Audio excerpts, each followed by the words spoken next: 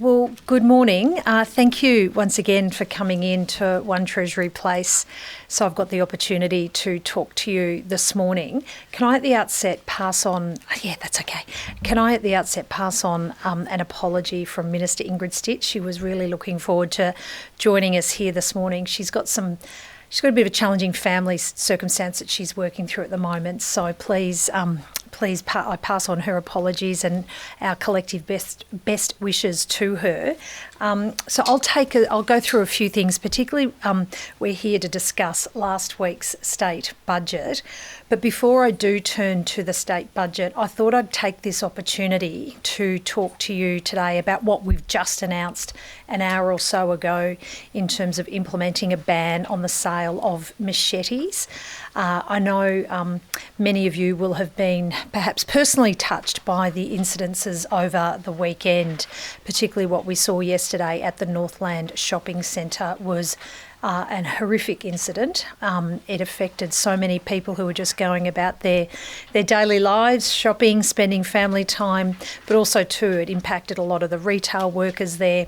And I've expressed my thanks to the Victoria Police through the Acting Chief Commissioner for the incredibly swift response from Victoria Police. However, it did demonstrate that once again we need to look at using every power we have, every tool we have to get these dangerous weapons off the streets of Victoria. You'll recall from when we last caught up here in this room where we were discussing the tough new bail laws. I also stepped through the introduction here in Victoria of the very first ban on machetes. That commences from the 1st of September, and that's timeline was set working with Victoria Police to as quickly and as safely get these weapons banned here in Victoria, noting that it took the United Kingdom 18 months to implement a ban on machete. We're doing it in 6, and we're doing it as quickly as we can but safely as we can. Following the incident yesterday, taken some further advice, and under existing Victorian consumer law, we are able to immediately bring in a ban on the sale of machetes. So ahead of the amnesty and the ban on machetes full stop in our community that starts from the 1st of September, effective immediately, we are saying to retailers, get these dangerous weapons out of your stores, off the shelves, because what we want to do is choke the supply of these dangerous weapons being in our community.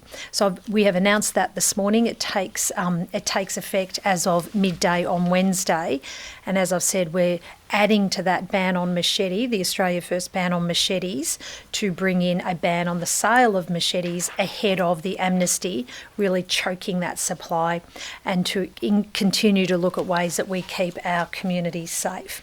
I announced that just an hour or so ago in this very room, and I appreciate the opportunity to also share it with you here this morning.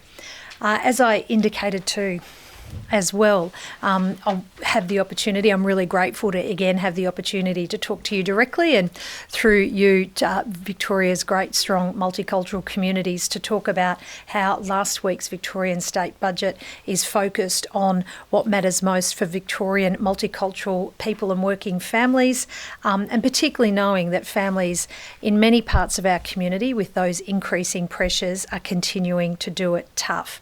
And there are a couple of big things that I hear often when I'm out talking with communities right across the state, that people are looking for real help right now with the cost of living, those pressures that are really impacting on people's daily lives, and also the need for continue to invest on frontline services that people and families rely on. That's why last week's state budget was focused on those two key areas, real help right now and investment in frontline services. On the cost of living supports, we are providing that real help right now through a range of key measures, and I'll just touch on a couple of them this morning. Firstly, we're making it cheaper and easier to get access to medical care. What we're doing is we're going to fund and support pharmacists to treat common conditions at the chemist for free.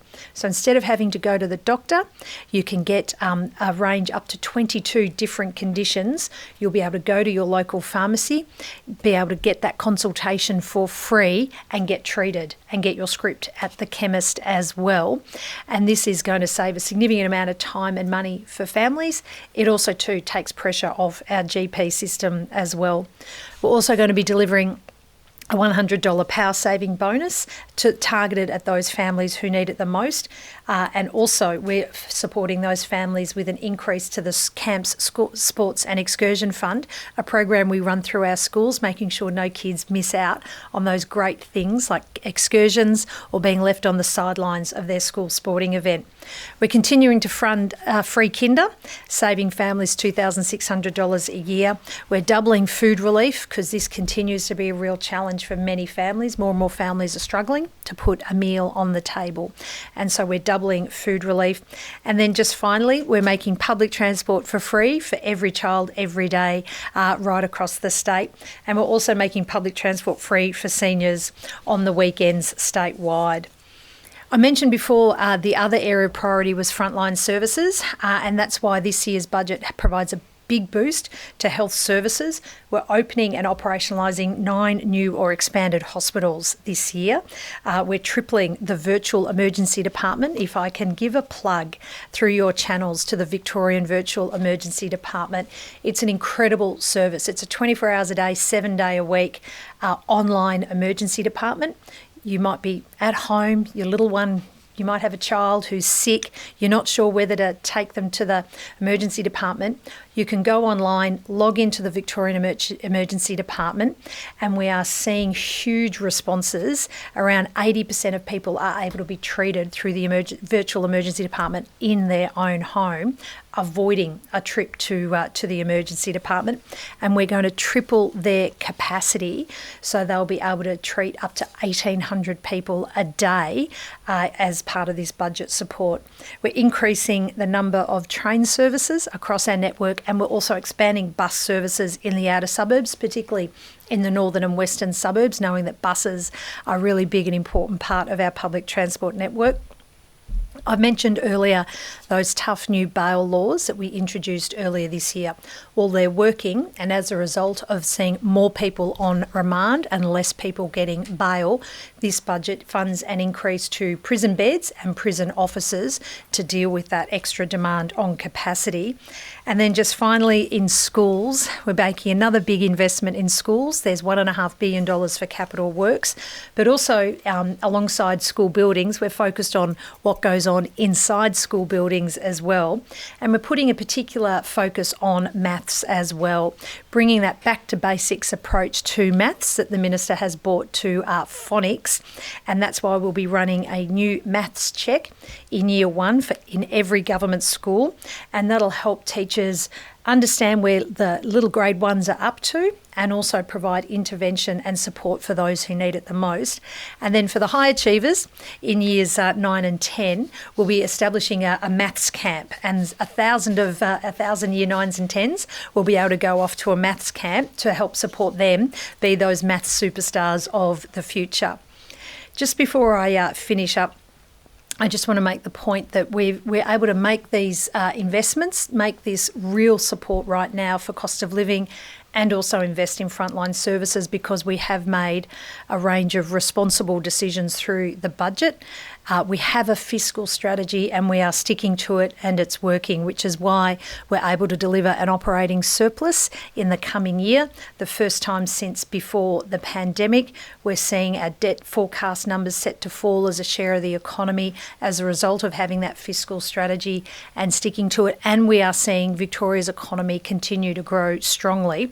And to give you one statistic, business investment here in Victoria is up substantially. It grew 3.7% over the year to the end of 2024.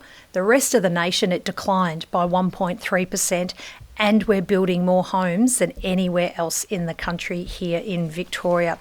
Key indicators that our economy is strong, it's growing, and this budget provides additional investments to support that strong and growing economy. And then just finally, to touch on some specific support for our great multicultural communities. And these initiatives have come from being informed by the feedback I get it by attending the many events that I see many of you at as well, and listening to multicultural communities right across the state.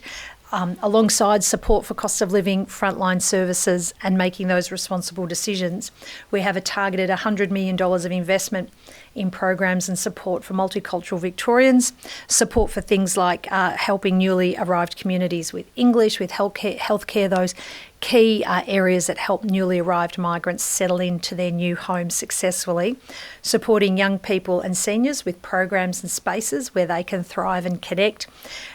Support also too for the Migrant Workers Centre to help support migrant workers to fight for the rights of migrant workers.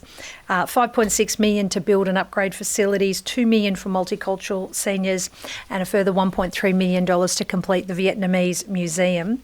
And I'll just finish by saying this, thanking you for being here today, that my vision for a multicultural Victoria is this, that Victoria is a place full of different cultures and languages that is united by what we have in common, those things that we have in common that are our values and our families. A place that is safe for everyone to be who they are, with laws that crack down on those who want to spread racism and violence and make it clear there's no place for this here in Victoria. And a place that offers real help right now with cost of living, those great strong public services that everyone relies on, because I know that's what matters most to Victorian families and working people. So thank you for being here today, and I look forward to your questions. Thank you. Far away, yes. Good morning, ma'am. Good morning. Good. Congratulations for the Labour wins in Federal Parliament. Thank you. It's a good win here. It was. Today is National Sorry Day. And what is your government agenda and plan for the Aboriginal people of our state? Yes, so in terms of National Sorry Day and the support we're providing to Victoria's Indigenous and First Peoples population, we are currently sitting at the negotiating table, negotiating the first statewide treaty here in Victoria, the first in the nation. And this has been a long journey. This has been a very long journey for our Indigenous communities who have experienced, as a result of the way our state was colonised, they have experienced dispossession and injustice that all the international evidence tells us can be addressed and recognised through two important steps. Truth-telling, which is what we've been undertaking as part of the Yurruk Royal Commission, and then secondly, negotiating a treaty, because the best outcomes come from when you sit down and listen and involve those who those decisions directly affect in the decision-making process. And that's the very simple basis of what treaty is about. It's about involving people in decisions that affect them. And so we're negotiating that right now, and those negotiations are underway. And we do hope that we will see a conclusion of those negotiations before the end of the year. I don't want to preempt the outcomes because that happens at the negotiating table. This is something that I'm particularly proud that we are working on together, not just with First Peoples in Victoria, but with everyone. Because when you address disadvantage, when you address discrimination, whoever it is, whoever is experiencing it, we all benefit. We all benefit from a stronger, fairer society that is delivered as a result. Thank you. Thank you. Hey, Premier, how are you? How are you? I hear you're well. Yeah, I'm glad you're well. I'm glad you're well. Resurrected. It's not Easter, but anyway, it's great to see you. I'm faster than the Nazarene, as I said. I was going to ask. Look, I was looking at some of the budget, and there seems to be a 25% decrease in the multicultural policies budget as compared to the last three fiscal periods. Mm-hmm. That's kind of a 20. That's the first time that's gone under the $50 million mark. Am I reading it wrong, or has the money gone somewhere else, or what? So let me firstly, great to see you. Thank you. And let me explain. And as a very avid observer of budgets and how budgets work, you will know that since 2014 we've invested more than $500 million in that in those programs and events and activities that are directly targeted to multicultural communities. And this year's budget has more than $100 million in programs programs and supports.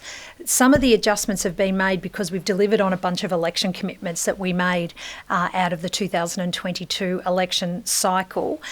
So that gives you a sense that as we head into the next cycle, we know that we have more to do, and we will do that. And also too, I point to the work that George Lakakis is undertaking, that review and the work he's doing that will help build the new roadmap for our multicultural communities into the future. That will also give some guidance on additional support. So we are providing the targeted support that I touched on earlier. There's the broader support around cost of living and frontline services that are important to all of us.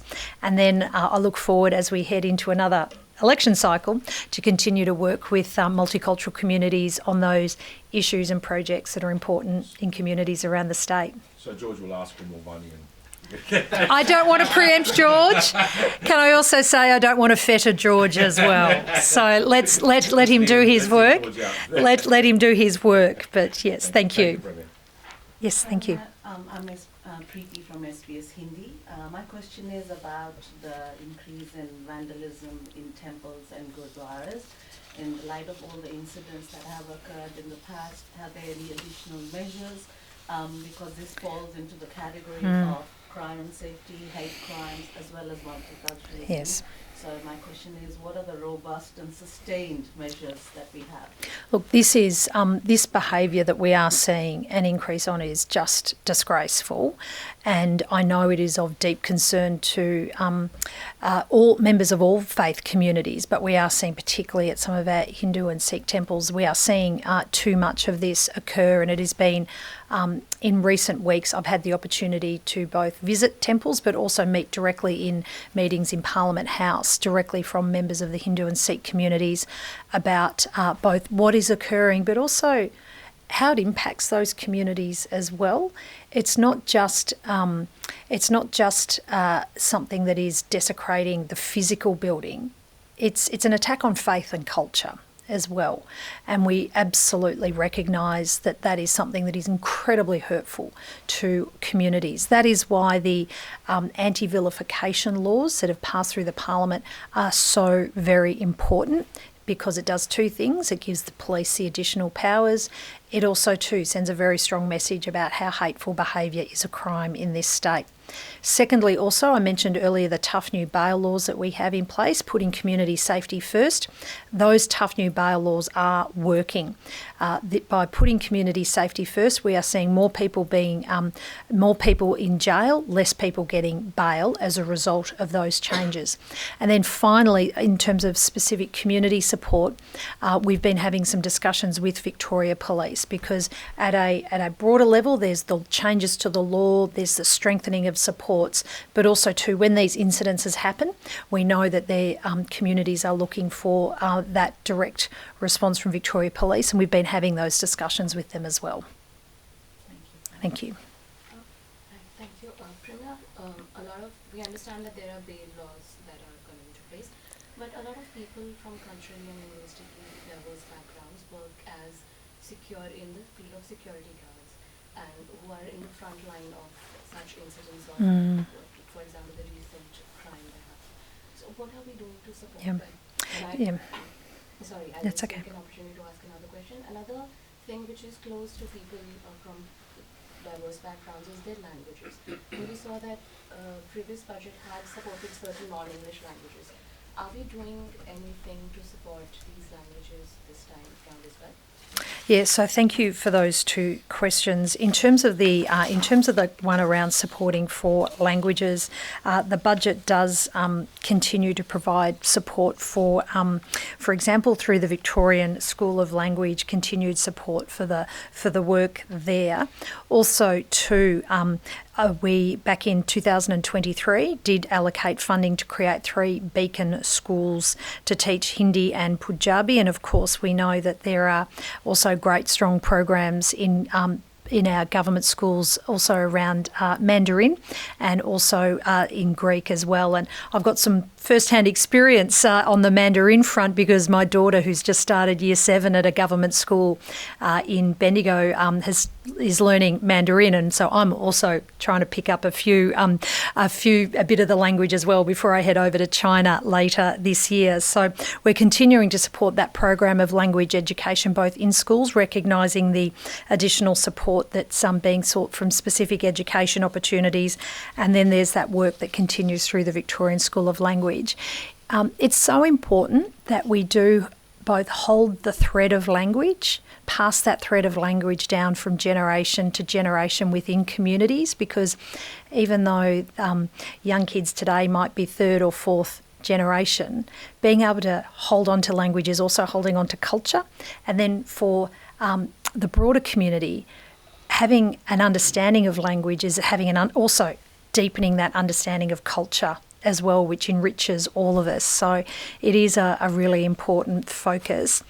Back on the question, the earlier question was on security guards and support for security guards. Look, can I just at the outset acknowledge that you're absolutely right to identify that many of these security guards are playing that frontline role. They were there yesterday. They are there when these incidences do occur and play a really important frontline support. Also too, so do retail workers, which is why I announced last year that we are looking at strengthening the law to protect the safety of these workers, because they are part of that frontline support. I was at the supermarket on Saturday talking to the checkout operator. You know, they are the front line. They see all sorts of people come past, and if people don't respect them, they need to be dealt with, and that's why we'll be strengthening the law. Thank you. Premier, my question is regarding the bail laws. Once I was a lawyer and I had some experience of those things. Do you really think that tightening of bail laws, that keeping more people in jail, will actually cut crime? Or maybe you have some evidence or studies to tell us that does it really work? Well, we are seeing in recent times here in Victoria, and it's also being experienced around the country and in other parts of the world, we are seeing a changed pattern of behaviour amongst offenders. There is, in terms of the actual number, it's a little bit smaller in terms of number, but the frequency and the seriousness of the crime is what of particular concern. And so we needed to have an intervention to break that cycle, which is what the tough new bail laws are all about. It's about putting community safety first and breaking that cycle of repeat offending, and particularly those offences that are causing great concern in our community today that may not have been there in previous years. The home invasion, the stealing of cars, the driving at high speed. So that's what these bail laws have been targeted at, and we do know that they are working because the numbers of people on remand, the people in jail, have increased as a result. But also too, I think your question goes to, well, ideally we'd prevent. Ideally we'd turn people away from that pattern of criminal behaviour, which is why a year or so ago we made some important changes to our youth justice settings, which meant that there was, for police, a stronger focus on diversion. So when they are engaging, when you've got a youth offender who may be engaging in some criminal behaviour at a lower level, but coming into engagements with police for the first time, giving police additional tools and powers to divert those young people away and put them into diversion programs. And then secondly too, if these young people do find themselves in our remand settings, that we have changed the delivery of the programs, the prevention and the support programs, so that they can access them in remand. Previously they could only be accessed once they'd been sentenced to prison. So these are some changes that we are making, in addition, I should say, to the significant range of programs that go on in communities right across the state. Very localised programs where community groups work with Victoria Police. The budget to the community support group program, I think there's 6 of them across the suburbs. The budget continues support for those programs as well, because it is about early engagement before or just on the cusp if a young person looks like they're heading down the wrong path, and how do we support them to make better choices and turn away from a life of crime. Thank you. Thank you. Hi, Your Premier. I'm Renee from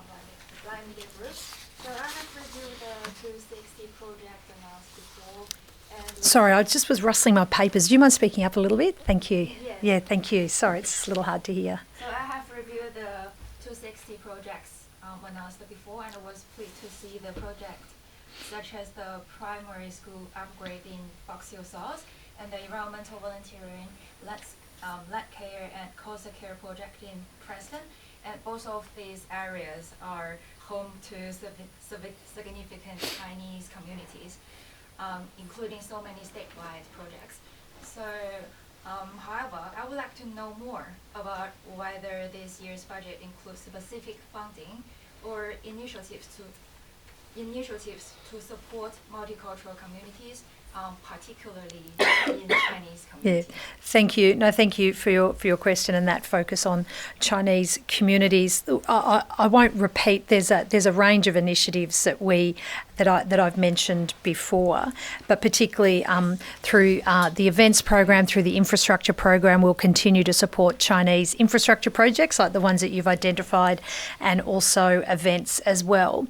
If I can again reference heading over to China later this year, what we will be doing ahead of my visit to China is working through a new China strategy, refreshing the strategy that Victoria has with China as such a significant and important cultural and economic partner. And I anticipate that out of that work, we'll have consultations with local communities, we'll have consultations with business representatives. I'll involve my colleagues like Paul Hamer and John Malahy as well, who represent some of those great communities that you referred to earlier. And I anticipate coming out of that, we'll have a lot more to say about specific supports for Victoria's Chinese community. Thank you. Yes, thank you. Good morning. I'm Johnny Harbour from Nelson News. Congratulations for winning the election. Thank you. Are you happy for that? I'm always happy. Well, it's like barracking for a sporting team, a football team. I'm always happy when my team wins. But I should say though, I'm happy because of what it means for our community. It means electing a Labor government that has the values of investing in the things that matter for our community, in schools, in making sure you can see a GP, investing in some of our projects here in Victoria. But also, most importantly, it was an inflection point where, as a community and as a nation, we chose the path and rejected the division. We've seen too much of a division, and we've seen it here in Victoria. Some of your questions have gone to that. We've seen too much of it, and we've seen too much of politicians who want to exploit that. Can I say on the left and the right, on both sides of the spectrum, too many politicians who've wanted to exploit that for political purposes. Well, not only do I reject it, my government rejects it. It appears so too does the majority of the Victorian community as well. So my question, Premier, please. A lot of company leave the Victorian last time. Does that a new first budget is the reality for any companies could work for the Victoria? So this is in terms of businesses establishing here in Victoria? Yeah. Yes. So I'm very focused on supporting a strong and growing economy here in Victoria. Late last year we released our economic growth statement, which is about creating jobs, because creating jobs means creating a business environment where businesses can grow and thrive, and then also employ more people.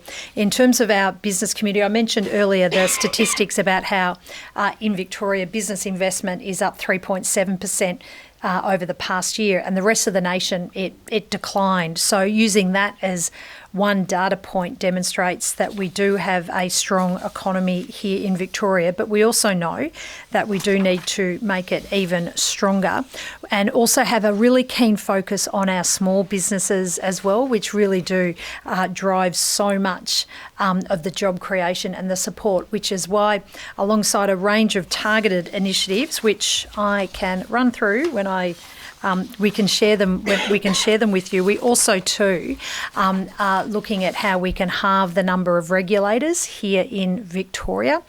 We know that red tape's a real burden for small businesses. So we know that we need to halve that. And for one example is reducing in half the number of permits you need to get a liquor licence. So to make it easier and quicker for our great hospitality industry to be able to serve their customers. We also have in this year's budget a dedicated Victoria Investment Fund, $150 million fund that businesses will be able to apply into to receive support. We've got a new business approvals incentive scheme and also 2 Business Victoria digital channels and toolkits that are really tailored to providing support to small businesses. This is a key priority of mine. How do we continue to look at ways that we support our small businesses? Investing in our TAFE system is a big part of that, making sure that our system's training the people with the skills that they need to go and work in our great small businesses. Thank you. Thank you. I'm Jai Hi. from the Australia Today. I have 2 questions. One, because everyone talks about crime, so let me put it to you. I have gone to a number of businesses which have been robbed and homes also. And a common complaint they are making is that Victoria Police is discouraging them to talk to media or put their worries, their fears in front of everyone else, telling them that if they do so, they will be robbed again. These robbers, they will come back to them, and the victims are to be blamed for them. So this is not one. It has been at least 8 people, business and homes I have talked to. They have all said that Victoria Police is saying to them this kind of thing, which is kind of, in my view, should not be acceptable. Second is about the Guru Nanak Lake announcement. No official notification has been made as yet. Has the government abandoned that, or we are still to receive a notification of it? Yep. On that second point, in terms of the confirmation, I'll come back with the timelines. The government certainly does remain committed to supporting the community and with that change and that recognition. But let me come back to you with the timing for that from the relevant minister.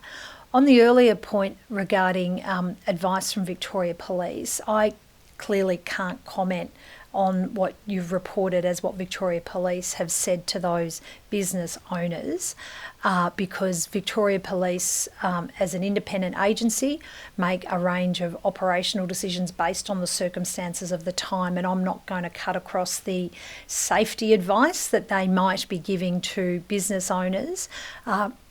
What I will say is that I'm focused on supporting Victoria Police. We have more Victoria Police on our streets than any other state or territory. We know we've got to support them to recruit more in, which is happening. We also know we need to give police more tools and powers as well, which is what the tough new bail laws were about, the ban on machete sales, and then also the ban on machete full stop is also about. It's about supporting Victoria Police with the work that they do every single day.